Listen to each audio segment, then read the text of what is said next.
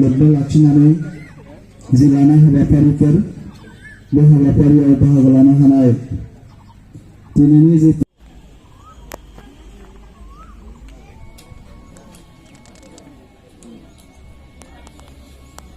होनाय नैबे फिरफिलाखौ बिरहोनायनि थाखाय सार बिथांनिसिमबो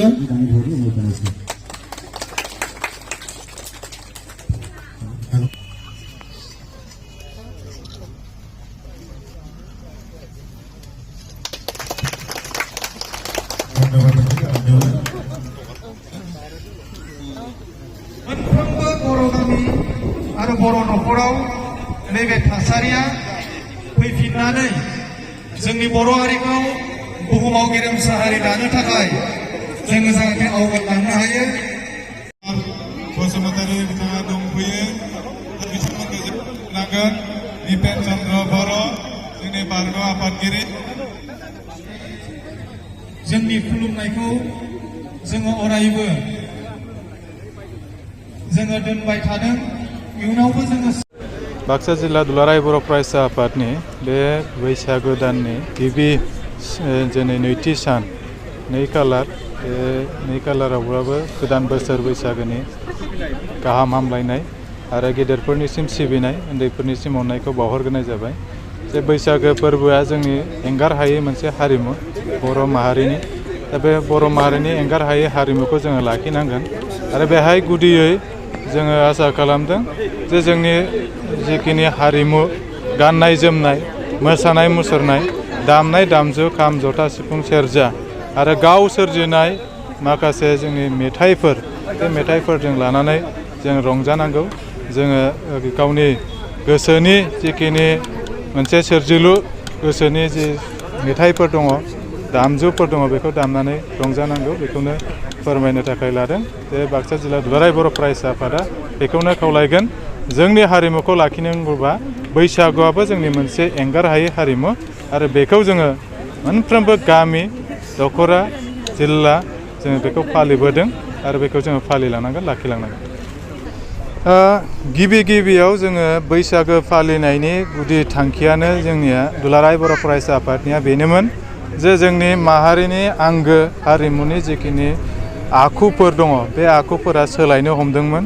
जोङो गोबां समाव नुबोदोंमोन जे जोंनि जिखिनि गावनि सोरजिनाय मेथाइखौ गारनानै केसेटजों मोसानाय देगजों मोसानाय मालायनि जिखिनि मेथाइ खनखानाय बेजोंनो मोसानायखौ जों नुनो मोन्दोंमोन आरो गाननाय जोमनायावबो खोब मोनसे बिदि आब्रुथि गैयै गाननाय जोमनायखौ लानानै हारिमुखौ लानानै माने मोनसे गुंले सोरजिनायखौ नुनायनि थाखायनो दुलाराय बर' फरायसा आफादा बेखौ थांखि लानाय जादों जे बैसागो फोरबोखौबो जोंनि गुबै आखुखौ दिन्थिनो गुबै आखुखौ फोरोंलांनो लाइमोनफोरनो जोंनि इयुन जोलैफोरनो फोरमायलांनो बे हाबाफारिखौ लानाय जादों आरो बेवहाय जे सोरबा माने हौवाफ्रा दख'ना गानना मोसानाय सोरबा माबा माने हिन्जावफ्रानो गामसा गाननानै मोसानाय बे आखुवा खिन्थु नैबे बैसागुआव बांद्राय बेरखाङा।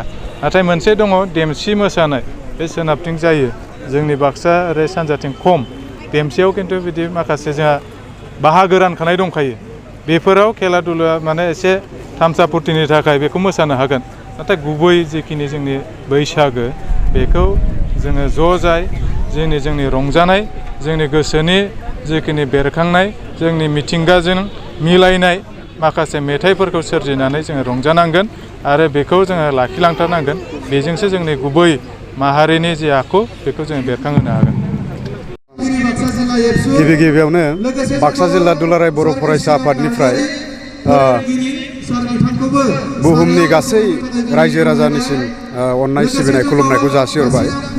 बाक्सा जिल्ला दुलाराय बर' फरायसा आफादा बेबायदि रंजालि बैसागु खुंनाया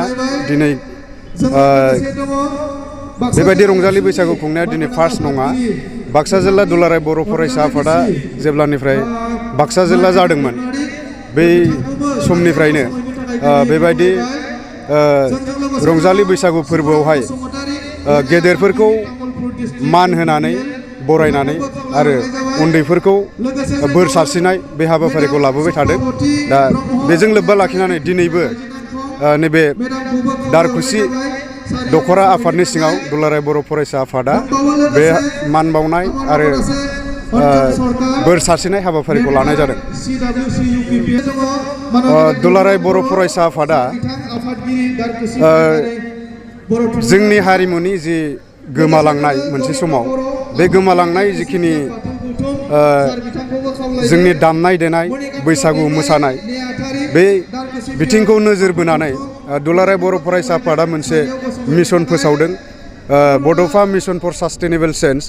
बिनि जोहै दिनै जोङो गामि गामि थांनानै बैसागु फालिनाय, बे बैसागु फालिनायखौ जों लानाय जादों जाहाथे जोंनि बर' हारिमुवा बा जोंनि गाननाय जोमनाया दामनाय देनाया बुहुमाव सिनायथि जायो।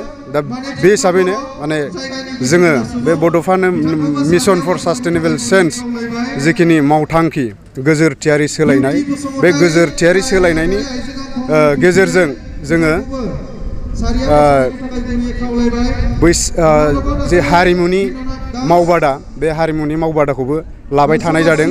बेजों लोगोसे रांखान्थि जौगानाय आरो समाज बिथिङाव समाजखौ फोसाबनाय बे हाबाखौ जोङो दा दुलाराय बर' फरायसा आफादा मावबाय थानाय जादों।